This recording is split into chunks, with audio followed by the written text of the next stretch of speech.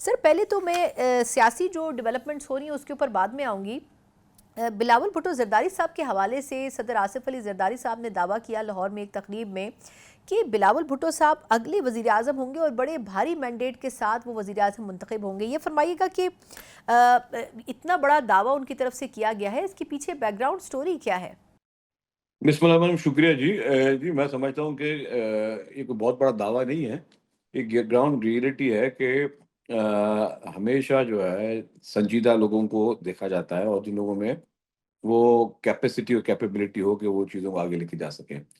Chairman Bilawal Bhutto Zardari साहब as a parliamentarian he did amazing job. फिर जब वो फॉरेन मिनिस्टर रहे 18 महीने के लिए, तब भी उन्होंने जिस तरह इंटरनेशनली पाकिस्तान के केस को लेकर आगे गए और फिर फ्लड्स में जिस तरीके से उन्होंने एक अनप्रेसिडेंटेड काम किया है कि दिस इज रिकॉर्ड के सैलाब में 21 लाख फैमिलीज के लिए घर बन रहे हैं। ये वर्ल्ड रिकॉर्ड है।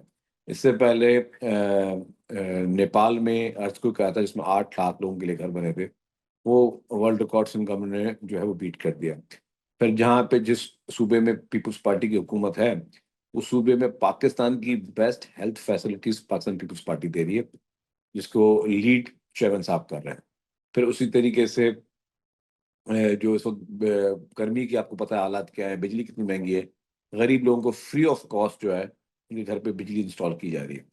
तो ये सारे वही विजन है लीडरशिप के। और फिर आपको पता है कि सर शहीद मोहतरम बेनज़ीर भुट्टो साहब के दौर में थरकोल के प्रोजेक्ट्स और ये सारे तो पूरे पाकिस्तान के एनर्जी की क्राइसिस को भी इस वक्त जो है वो पाकिस्तान पीपल्स पार्टी की ही लीडरशिप जो है वो इसने सॉल्यूशन निकाला। थरकोल से एनर्जी जो जनरेट हो रही है, तो डेफिनेटली वो पूरी कैपेसिटी उनकी है। और इस वक्त भी जब जंग के हालात थे, तो मैं समझता हूँ पूरी दुनिया में जिस तरह पाकिस्तान की आवाज़ को चेयरमैन बिलावल भुट्टो ज़रदारी साहब ने जैसे कि पहुँचाया, और अब भी जो है वो एक डेलीगेशन जा रहा है, हाई पावर डेलीगेशन, क्योंकि पूरी दुनिया में पाकिस्तान के केस को पोर्ट्रे करेगा और वहाँ पे चीज़ों को बता देगा। उसको अभी हेड जो है वो चेयरमैन बिलावल भुट्टो ज़रदारी साहब हैं। जब सारी चीज़ों को मिलाएँगे तो फिर उसमें मुझे बताएँ कि कौन-सी ऐसी चीज़ रह गई कि ही इज़ जो है he is not capable. He is completely he is capable अल्हम्दुलिल्लाह।